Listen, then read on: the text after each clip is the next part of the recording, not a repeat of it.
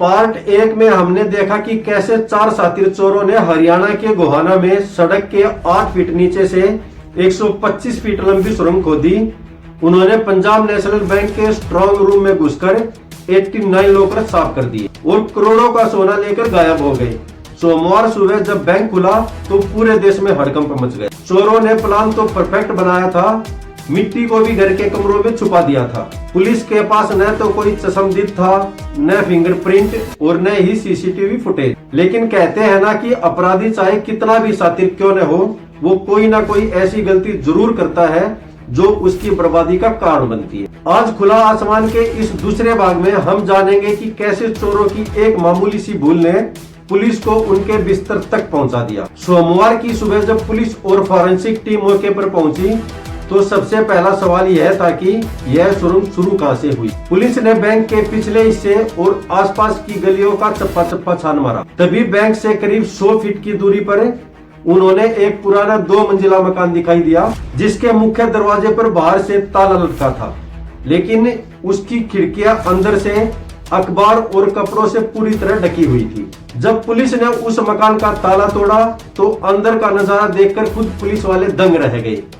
घर के अंदर के कमरे फर्श से लेकर छत तक मिट्टी की बोरियों से ठसाठस भरे हुए थे और एक कमरे के कोने में फर्श पर बनी थी वो सुरंग जो सीधे बैंक तक जा रही थी। पुलिस को यह तो पता चल गया कि डकैती कहां से हुई, लेकिन अब सबसे बड़ा सवाल था यह घर किसका है और किसने किया यह काम। पुलिस ने तुरंत उस बंद मकान के सरकारी कागजात खंगाले। पुलिस को लगा था कि कोई किराएदार सामने आएगा, लेकिन मकान के असली मालिक का नाम सुनकर पुलिस चौंक गई। वह प्रॉपर्टी किसी बाहरी की नहीं बल्कि सोनीपत के ही एक शख्स की थी, जिसका नाम था महिपाल, और वही इस पूरी खौफनाक साजिश का मास्टरमाइंड था। लेकिन पुलिस के पहुंचने से पहले ही महिपाल गायब हो चुका था। अब पुलिस के पास एक नाम तो था, लेकिन पुख्ता सबूत और चोरों की लोकेशन अभी भी गायब थी। तभी इस केस में एंट्री हुई आधुनिक विज्ञान की।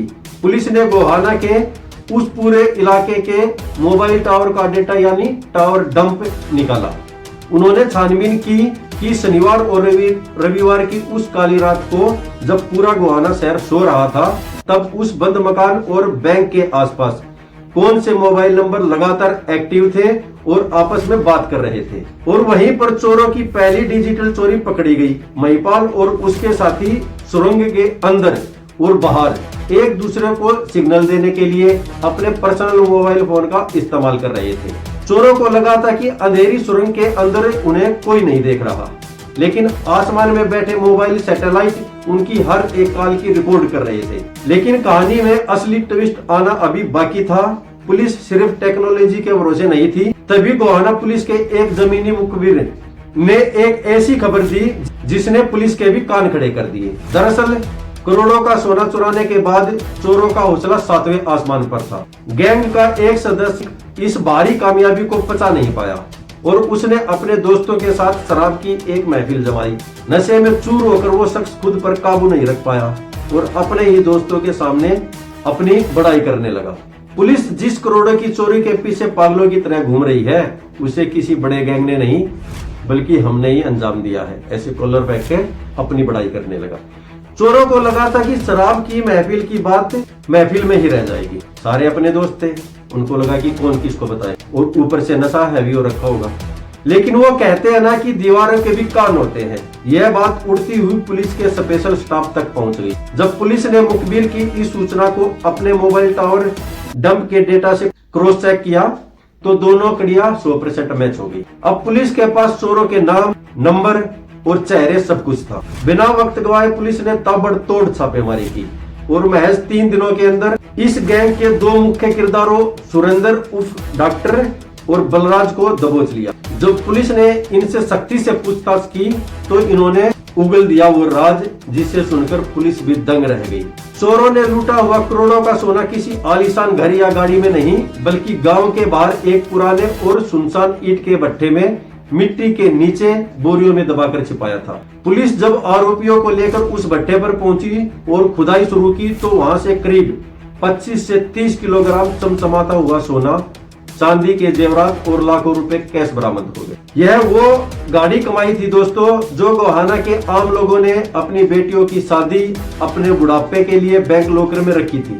कहानी यहाँ खत्म हो सकती थी, लेकिन इस महा डकैती का अंत बेहद खौफनाक और दर्दनाक था। अपने साथियों की गिरफ्तारी और पुलिस के बढ़ते शिकंजे को देखकर मास्टरमाइंड महिपाल पूरी तरह टूट चुका था।